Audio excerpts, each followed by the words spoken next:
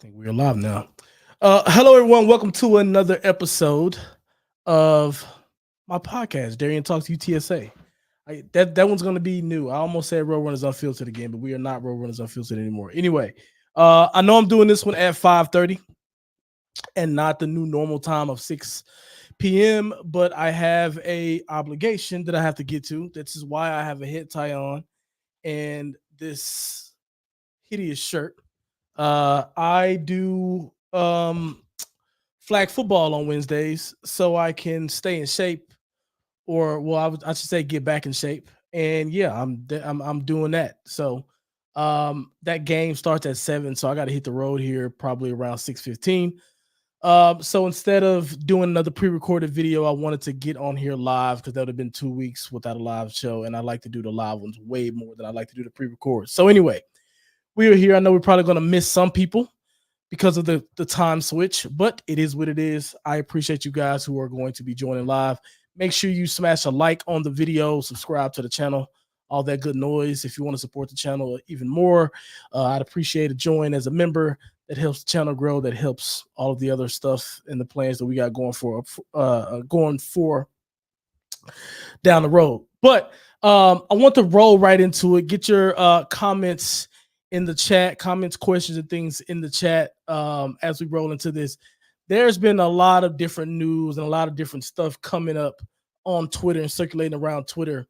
A lot to do with the coach in terms of he's getting a lot of praise right now.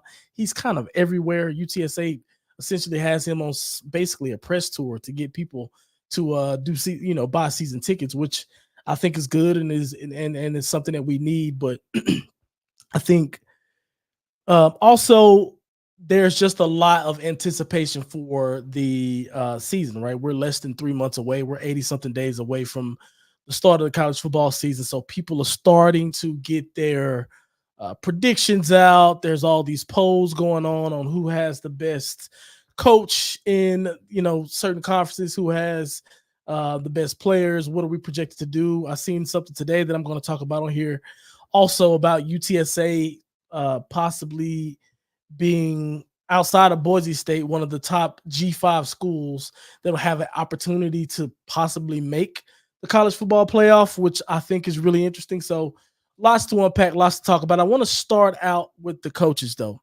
I want to sort of talk about that because I thought that was a pretty interesting story, and it made me think.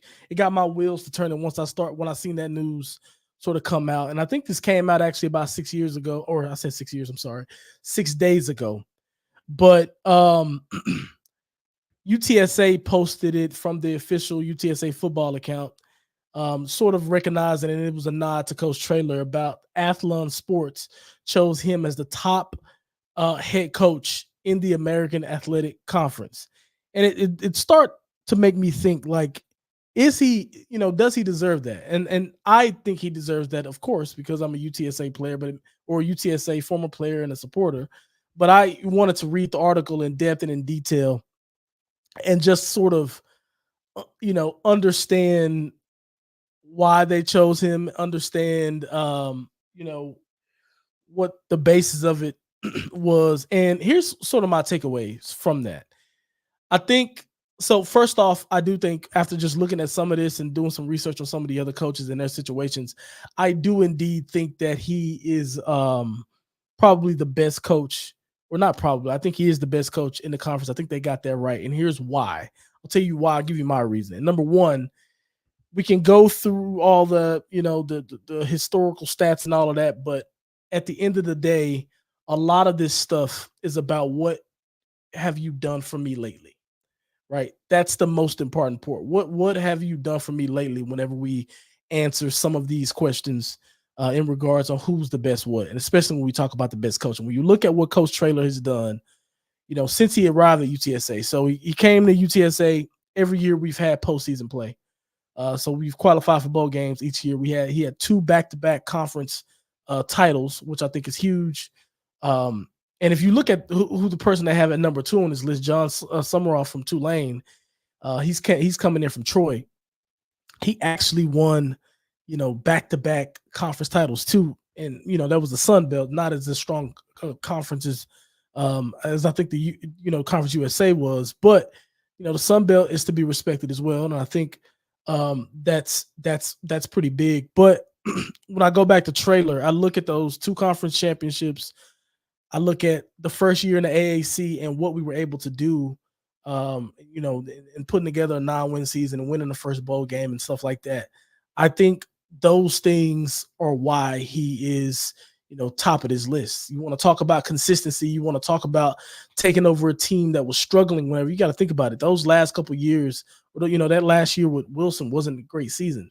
It was a very difficult time. He didn't come in to a very clean environment whenever he came and took over the team. And to be able to come in and have immediate success like that, he deserves the pats on the back. He deserves the recognition, and he deserves to be atop these lists. I think another thing too that's really, really important whenever we get to talking about, where he ranks at amongst his peers and amongst the other coaches is, what have you established? And what's the outlook going forward, right? Have you established something that people are getting behind, and do you have momentum? Or are you building off that momentum and things like that? And I think the thing that separates him from the coach in Tulane is coming in and he's adopting a new team. What he did and all the success he had at Troy, we don't know what to expect with this new crop of guys here in what he's going to put on the field with Tulane, right? So I think for that, just that alone, I think you can't really coin him atop the conference already, because he has to also come into this conference and prove himself. That's like I said, the Sun Belt is a respectable conference, but he's entering in a new conference. Will he be able to have success on this level? Will he be able to have that same amount of success? Obviously, time will tell. And that's another one of them that I think that's a little sneaky that was on here that had a number 3 was that the coach Jeff Monken out of Army. I think he's a really good coach. That team has been pretty consistent over the years as well. I think if you look at the article, they've won at least 6 games in 7 out of the last 8 years, which is really consistent, and I think it is really good. And Army is always a tough team to play. And one of the things I'd say, I mean, obviously we know that, but one of the things too, I think that he's done with that team, and why I do think him being high on this list is good as well, is you look at how he's starting to evolve that offense. That offense is not wishbone triple option every single play here, play in and play out anymore. He put them in the gun a lot more. He started to spread the ball around to some of his receivers and utilizing his quarterback's arms instead of their legs all the time, without abandoning what they've built their identity on. So I think he should be high on this list as well. But at the end of the day, we have the cream of the crop. Coach Traylor is the reason why people are looking to us to be atop the conference once again. Coach Traylor is the reason why ESPN and those folks thinks that, UTSA has a chance, has the second chance outside of Boise State to make the college football playoffs. They're not doing that because Frank Harris is coming back in and walking through those tunnels anymore. They're doing that because Coach Traylor is standing on that sideline, and the trust that they're building in him to put together a great product on the field, and a product that can go win football games, right? So I think a couple takeaways that I have on that, just when I step outside of giving my thoughts on, like, do I think he deserves that? What, to me, some of this shows that he's nationally recognized as one of the hottest coaches in the land, and it's one of those things where anytime someone gets attention like that in this day and age, especially with all the money that's going around, and now we have to worry about players, right? And how they can move around, because of the money factor and things like that. But coaches has always been a threat. If a coach, starts to get too much attention, you think one of the big schools is going to come and poach him. We're going to deal with that year in and year out. The more success that he has. But it's a good thing. I think it puts us in good hands. Obviously, I think I'm just based on what I'm seeing on Twitter, I'm seeing UTSA put in an effort to make sure they keep him as happy as they can. And I think that's something that we got to do. Is something that I've been calling for. So I'm glad to see folks are starting to do that, and I think that stuff is important. So let's get to a couple of these comments. Oh wow, okay, we got a few here. What's good, ATX? My man is always showing love. Mike, okay.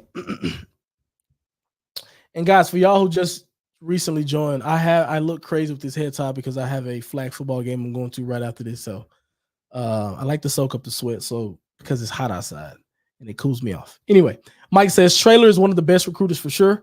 I think this year everyone in the nation will find out what we already know, how good of a coach he is. Listen, I go back to what I was saying just a minute ago. I think people know now.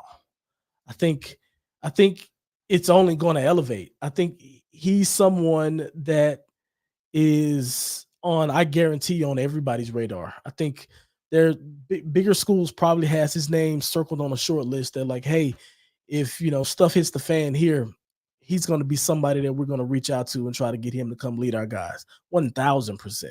So I think him having a great year. I mean, listen, if could you imagine if Coach Traylor, we ended up, just considering what we've lost in terms of the leaders, in terms of the quarterback we just lost, in terms of all this stuff, him being able to reload, bring really good guys in, at least they're good on paper based on the stars and all this stuff. We bringing in a lot of good talent. And we'll talk a little bit about some of the guys we brought in a couple weeks ago as well here in a bit. But could you imagine if Coach Traylor and UTSA go on a crazy run this year and they do end up making the college football play? I mean, I'm just saying, like, could you imagine if that were to happen? I mean, he'd get. He says that, from what I hear, he says that the only jobs that he'd take would be an A&M or a UT. I think that and I think pretty much him saying that is like, yeah, I'm not just gonna like skip away to get more money. And he's talked about more money and stuff before. Everybody got a price, bro. Don't want it to happen, but everybody got a price. I get it, I listen. I hope we that's a problem we have to have because UTSA has so much success. But like, ugh, that would be that his theories on like what it would take for him to stay would be challenged completely if we end up in that situation, because they're going to back up the Brinks truck for that man. All right, rocking on to the moon says, any thoughts on the new promoted coaches, Hunter Rittman, Galen? How did I miss that? Let's see. So let's see. I don't know any of these guys. I don't know any of these guys personally or anything like that.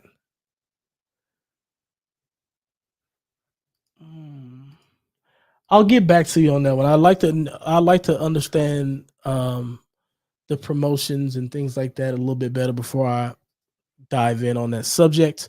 Mike says, if we win the conference and potentially make the college football playoff, there will be many more serious inquiries from schools who will put bro.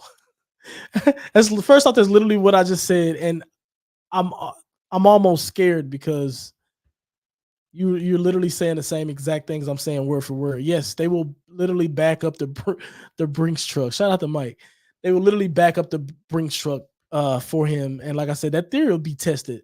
I think everybody has a number, so I don't know. I want us to have the best season possible, and it would be great if we were able to win conference and then potentially be in a college football playoff. But the thing that would scare me is, you know, all those teams coming to poach him. And yeah, that'll be worrisome. Mike says, no lie, I like the staff Tulane has. They got many coaches who were on the choice staff who beat us in the bowl game. Yeah, I know. You know what? I honestly didn't even think about that part too. Whenever you talk about comparing um that coach versus Coach Traylor, they did beat us head up. What I'll say though is he still has a lot to prove. They have to prove something in a new conference that they can come in and they could implement, similar strategies, similar tactics, similar game plans, similar defenses and offenses that can consistently work. It's a different space. It's a different set of teams. You're going to deal with a little bit more talent on this level, and we just got to see. I think that dude's a great coach. He was obviously a hot commodity. He's a guy who's just as hot as Coach Traylor, honestly. Um, you know, considering what he did over the last couple of seasons. So yeah, I mean, he's a great coach, but you know, he's not. He ain't Coach Traylor, not yet at least. ATA says Baylor is the school to worry about if they fire head coach Aranda.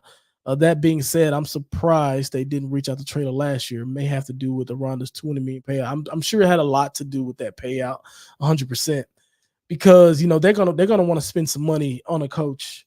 They're not gonna come to the table half stepping, of course. So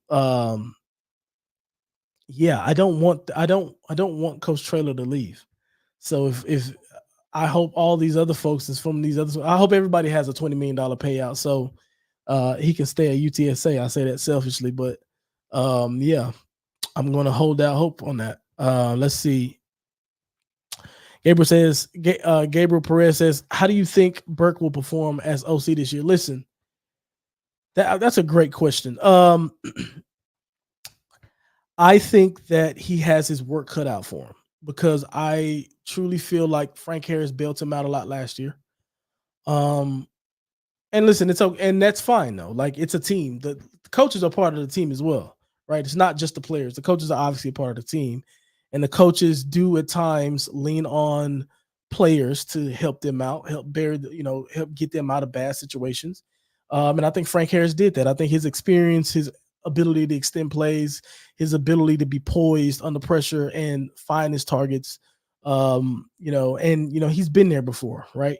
So I think that he's going to have his work cut out for him because he's not going to have that same grace, at least early on in the season, as he did with a Frank Harris. Obviously, there's going to be an adjustment period for whoever wins the starting job, whether that's McCown, whether that's Italy Marburger, whether that's one of the new guys that we got. And another thing too, one thing you never know. I talked a lot, and won't I won't share too many names or any of this stuff, but I talked to a lot of folks over the past week about some of the recruits we got, some of the people who were really close to some of the new recruits we got, and just some of the people who were sort of close to the program. That even folks who are literally folks who are close to the program. I mean, that are like, I got some exposure to people pulling the curtain back a little bit, and I think that there's a lot of people on the team that we don't consider much. And I'd be interested to see, what comes out of camp, what stories are we going to hear out of camp, who has a great camp and things like that. In terms of, and I say that to say, like, he's going to need all the help he can get from players stepping up. I'll say that he's going to need all the help he can get from players stepping up. I think there's just some things that he's going to have to do better. He's going to have to adjust to the guys. I tell you this, the earlier that they decide on who the quarterback is going to be, that's going to be better for this coach. If they walk into this thing and he sort of has to double dip, because you got to understand something, like these coaches, to be and to give them credit, they put a lot of time in preparation before these games, a ton of time. And if you go into a situation where you have a quarterback battle, that coach now has to split his not even interest. He has to split his focus on how the offense would run. So, for example, if you go in there and it's late in terms of them trying to figure out who the starter is going to be, if they still get through August and we still don't know who the starter is going to be, and it could be ELM and it could be Italy Marburger, he's going to have a different set of play calls for and not totally different, right? Obviously, there's going to be some overlap, but especially with those guys being, one guy's a lefty, one guy's a righty. Now, that impacts receivers because you have some receivers who's better at catching over their right shoulder. Some receivers are better at catching on their left shoulder and that sort of thing. So it impacts personnel. It impacts what plays you call on third down. It impacts bread and butter plays. It also impacts, hey, you know what? McCown may be good at throwing this this particular pass, but ELM is good at throwing that type of pass. So we just adjust play calling, and I think if he doesn't know exactly who his quarterback is going to be and who they are going to commit to, he's going to have his work cut out for him because he's going to essentially have to do dual work and have things planned for one guy. And so anyway, that could just get sticky in general, and I don't think, in my opinion, that it gives us the best chance for success on that side of the ball. So um I don't know if I'm answering your question directly. I just think it's going to be complicated. He has his work um um cut out for him, but I trust that Coach Traylor and the staff is going to uh you know put folks in the right place to succeed, and that's all you can hope for. Jamie, what's good, Jamie? Jamie says, with the best case scenario that you're proposing for UTSA making the college football playoffs, being able to sustain this success in the long term is more probable than other historic G5 schools, uh, just like Boise State. And then he goes on to say, simply because we're situated in one of the biggest cities in the country. And that's something that Traylor has talked about for a while, and he knows could be in the cards. So in terms of that, I don't know if it is.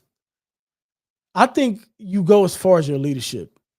I I think that us being, and this is if I'm understanding your comment and question correctly.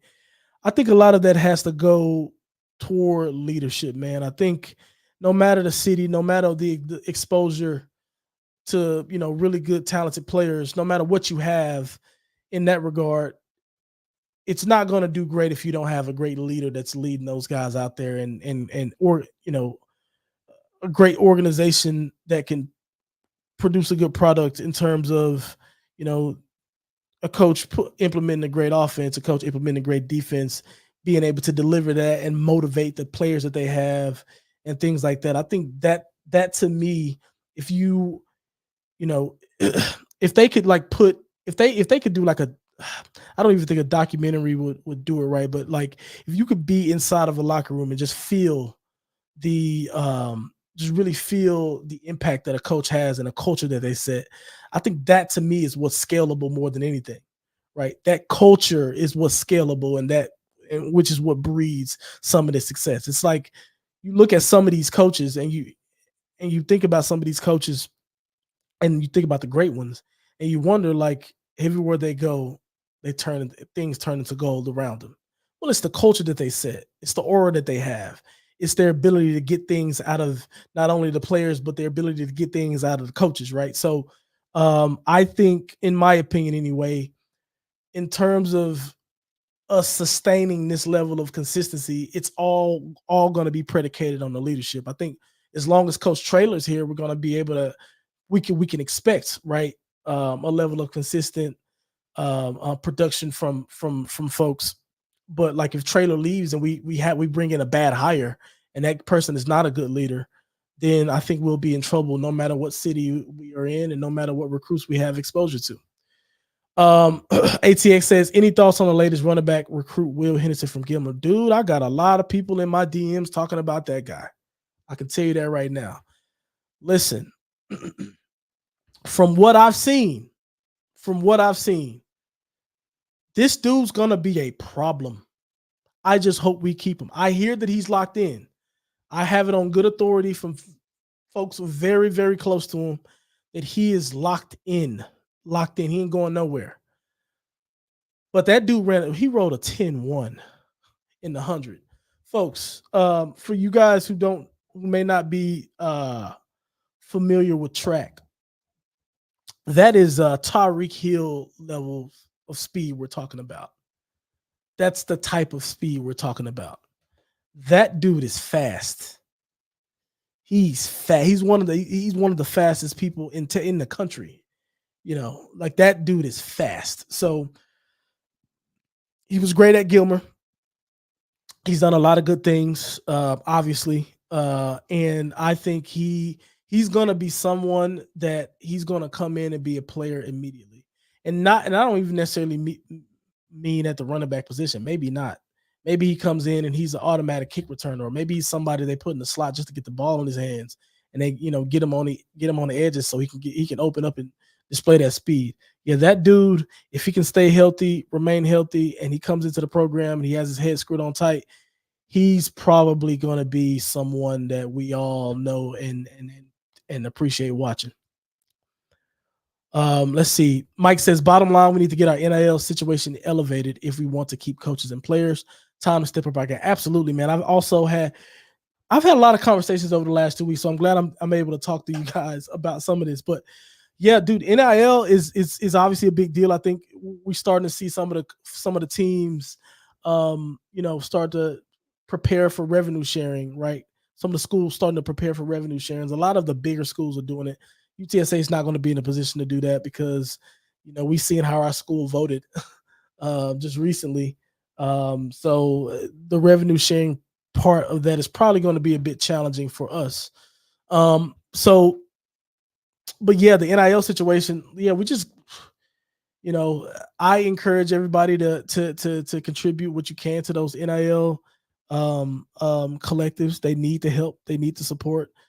Shout out Pat Klein's, shout out April and Cyril, shout out the city fans folks, shout out to all those people who are doing that good work that's helping keeping our players paid and that sort of thing. So yeah, we just got to get better at that stuff, man. I think it's going to come with time. And I think during the season, whenever we continue to win and stuff like that, I think that's going to help it out as well. So just got to keep plunging away, honestly. Gio Peralta says Burke is no longer the special teams coordinator and tight ends coach, so that's less stress on him. He's also the new QB's coach. So do you think that would help him as offensive coordinator? So yeah, it'll definitely help him as the offensive coordinator. Being a quarterback's coach, because he's going to be able to have a better feel for what they're good at, what they want. The type of throw, what makes them comfortable, what settles them. So I think, him spending as much time with them as possible and making sure that those guys are coached up is great. He's probably, it's good for them too, because they're probably going to have some say on play calling too. And they're probably going to be comfortable enough to let him know, like, hey, I like throwing this ball better than I like throwing this, or I like this on third down better than I like that call on third down. And they can work that type of stuff out together and kind of go from there. But like I said, I do think them not having, and listen, you got to think some of the reason the position battle is not done is on him too, though, between the quarterbacks, right? Because he also has to control that room, and he's the one telling coach, like, listen, Coach Traylor is obviously involved in all this stuff as well, but like, as the quarterback's position coach, like, he has say on who's going to be the starter probably just as much as Coach Traylor does, to be completely honest. Like, Coach Traylor can obviously overrule anything, but he's going to trust his coach, right? So I just think that to me is huge. But I'm trying not to be skeptical, and I'm not skeptical. Anytime I hear uncertainty at the quarterback position going into the spring, going into fall camp, I just get nervous. I get nervous because we're going to be playing a lot of teams that already know who their quarterback's going to be, and they're going to have a more optimized preparation period before the season starts because they're not having a position battle during camp. Like I said, I broke this down a few weeks ago whenever we talked about this. If there's still an open competition for who the quarterback's going to be in fall camp, you're going to, as a coach, you're going to roll the balls out, right? And you're going to roll the balls out and try to see who's going to be able to take that mantle, right? Who's going to be able to separate themselves and who's going to be the starter and things like that. In my opinion, that takes away from preparation for game one. Like, fall camp is about like the first couple weeks or position battles and like getting us used to everything and getting the defense implemented and stuff like that. But then as fall camp continues, you start to really lock in on game one, right? And the coaches are going to look at game one and get this game plan down and make sure everybody's prepared, understand rotations and stuff like that. And then they'll peak at game two. They do that because there's so much time to prepare for game one. They'll peak at the second game as well and start drawing up game plans for that too. But in my opinion, at the quarterback position, just at the quarterback position, the position battle, like you still need those couple weeks getting ready for that particular game. And you could have a more streamlined preparation, um, you know, if you didn't have to deal with a quarterback battle. But it is what it is. I'll digress on that. I'm sure people are sick of it. Frank says, he's talking to Jamie here. Mike says, stay hydrated playing flag football. It's way too hot outside. Dude, I know, man. I know. But it's something that I enjoy because it gets me, it's a different type of workout for me. So that's why I commit to. I'm going to try to do it on a different day though. But this was the only day I got an invite. Some guys invited me for this particular season. So I think I only got a couple games left. But yeah, I'll do my thing. Jamie says Sarkisian just made college football playoff and TMU as a brand new coach. I think we'll be good for a bit. I think we'll be good for a bit. I do. I think Coach Traylor's influence could last beyond just him being there. But what will happen is, especially in this day and age, what would happen is you start to see players leave because that coach is so good and they want to play for him. And then, some of the guys who are still there may want to look elsewhere. And then another guy's bringing their recruits in. All I'm saying is it's just going to be a completely different ball game when somebody else is at the helm. That doesn't necessarily mean that success is going to be automatic. That was sort of my point there. Jackson says, bought my season tickets yesterday. Shout out to Jackson, man. That's huge. Yeah, that's huge, man. Everybody go buy those season tickets. Go support the runners 100%. Jamie says, plus we have to account how much easier it is to make the playoffs in the G5 compared to P4. Also a selling point that Traylor uses on recruits. Yeah, I see. I don't know if it's I don't know if it's much easier because if I'm understanding the way it works, and feel free to butcher me in the comments and let me know if I'm wrong about this. But the way I understand it is you're going to get your top four seeds are going to go to like the P4 or 5 conference or whatever, the champions of those conferences. And then I think the G5, they're going to, like, the committee is going to select the best G5 champion. So that will mean for a G5 school, you have to win your conference championship, and then they have to select you based on you have to select you based on basically your peers, the other G5 champions. And like I won't necessarily say that's easier, is what I'll say. It's all difficult. I just think that's it's I don't know. Listen, I think for UTSA, it's probably okay, highest ranked G5 conference champion. Okay. Listen, I do think for UTSA, we have, especially because, listen, when you see stuff that comes out like this, where UTSA is projected to be, one of the best G5 teams in the country, I think the key thing there is that type of thing is going to sway voters. So I think right now UTSA is in good favor, and that is something they can use with the recruits, 100%. So that's a good call out. That's a good call out, to be fair. I did want to talk about the recruits a little bit because I think I've answered all of the questions that we have available. I only got 5 minutes left, so if you got any questions, be sure to drop them in the chat here. But before we wrap up, I want to talk about some of the recruits. I think that we have done a really, really good job on the recruiting front. I really, really do. I spent some time and If you aren't following me on Twitter, follow me at Darian underscore UTSA. I recently changed that from R underscore unfiltered. Since we went through the rebrand, so that's Darian underscore UTSA. I've gotten positive responses, so I think people are liking the adjustment.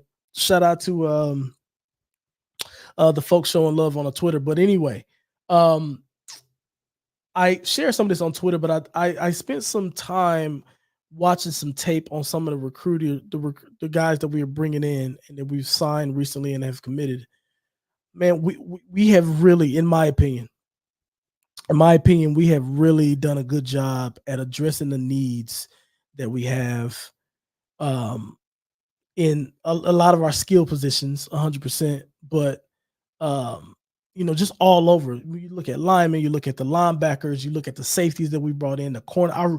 Like I said on Twitter, the corner we brought in, and I talked about this last week as well. Dude, that dude is good. That dude is good. That Tyen Milton guy that we're getting from the junior college, that dude can play. He's gonna.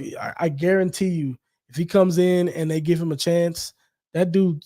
Well, I don't know. We got good corners already, but that dude, he's gonna make that cornerback room a lot better. I guarantee you. I just wanted to kind of share that with y'all. Is like sometimes we get these recruits and all we do is see stars, but what does the actual film say? The film don't lie, right? What does the actual film say? When you look at some of that film, man, those guys are really, really, really, really good. And I think they're going to be able to come in. A lot of those guys are going to be able to come in and play immediately. So I think that's important. We got an influx of viewers, guys. I started this live chat a little earlier today because I had to I got an obligation here at 7 o'clock that I have to go to. Um, so make sure you guys rewind back and go watch the first bit of this while I wrap up these last few questions. Let's see. ATX says the UTSA versus Texas State game is at 3 p.m. on ESPNU. How do you prepare for that heat? I have no idea, but I'd say hydrate to the best of your abilities. Um, and try to take it easy tailgating and being out there. Um, and yeah, that's just gonna be tough, bro. That's gonna be tough.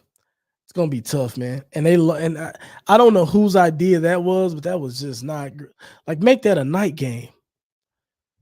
Make that a night. That's prime time, baby. Come on, man. UTSA come on, man. We got to do better than that. I-35 rivalry. We got to do better than that. Let's see, it's Jamie and Frank. Jamie again said, I love being the SEC's leather. Me too. Me too. 100%. I do too. We picking up all the SEC guys. Bama, you know, that's all that's all great.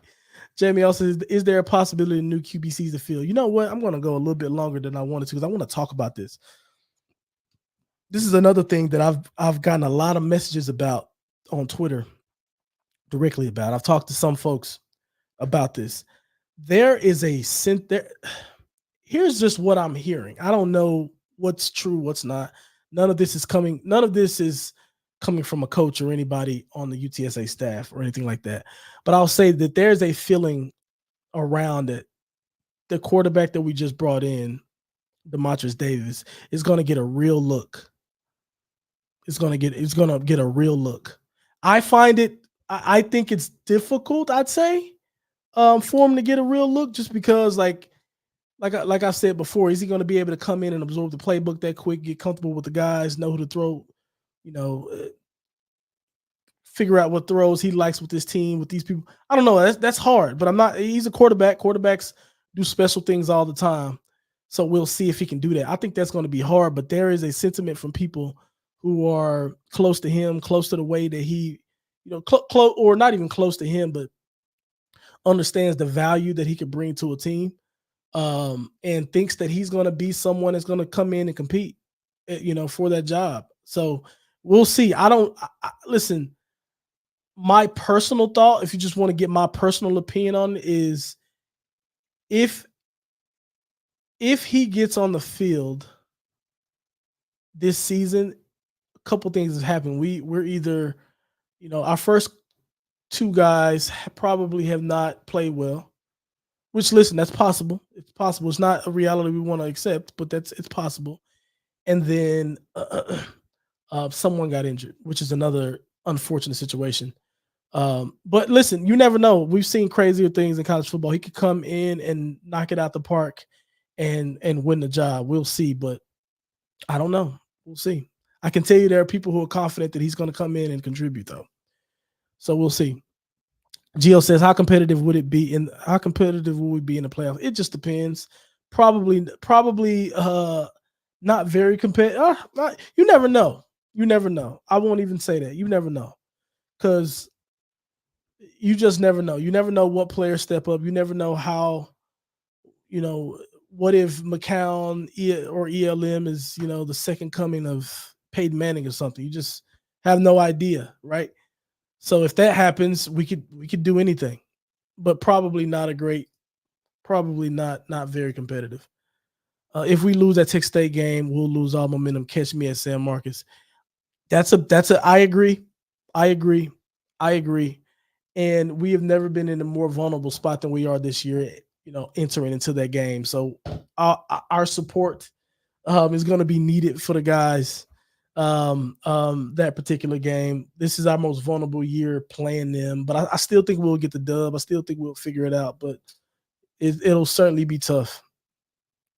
Gio says, "I'll tell you this: the 12th spot is facing against the NCC run up every time. You can infer, yeah, yeah. I'm with Jamie here. If I'm being completely honest, I'm with Jamie. But you never know. You never know. It's college football, baby. We see crazy things all the time. Anyway, appreciate you guys. I got to wrap up here. Appreciate you guys. Remember, smash a like on the video, subscribe to the channel, join if you want to support a little bit more. I appreciate you guys for being here. I'll catch you guys on Twitter and next week. See you.